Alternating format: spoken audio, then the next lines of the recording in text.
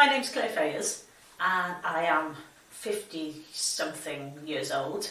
I live in Wales and I'm an author. These are the books that I have written. I wanted to talk to you a little bit about books and reading because books are absolutely fantastic. I have always loved stories, right from when I was very tiny. So I grew up in Newport in South Wales, which was quite a big industrial town at the time. There was a big steelworks there and lots of people worked at the steelworks. My parents didn't work and there were 4 children in the family, including myself. So you can imagine there wasn't a lot of money to go round and we didn't have much money for buying extras like books. But we had a library. It's quite a small library. It was just one room and down the one side there were children's books and on the other side there were adult books. And it was about a 10-minute walk from my house. Every Saturday morning my mother would take me down there so that I could go through the boxes of books and pick out new ones that I liked.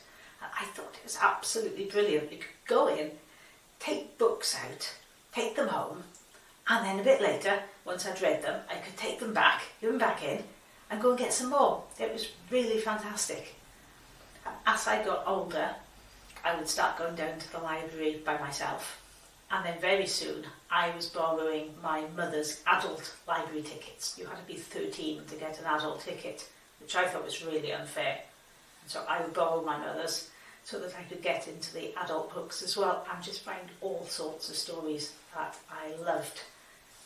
I read almost anything and everything, but my favourite stories of all were the adventure stories, where the heroes got to travel on great quests and they would have to fight monsters and defeat villains and uncover loads of treasure and rescue people. It was all really exciting. And I think living in Newport, where we didn't have a lot, we would go to the local park sometimes for entertainment or into town and that was about it. But the book showed me that the world was so much bigger than that. There was more stuff there. There was excitement. They made me want to be a hero and go and have adventures and do great things. So they were almost my introduction to the world, the books in the library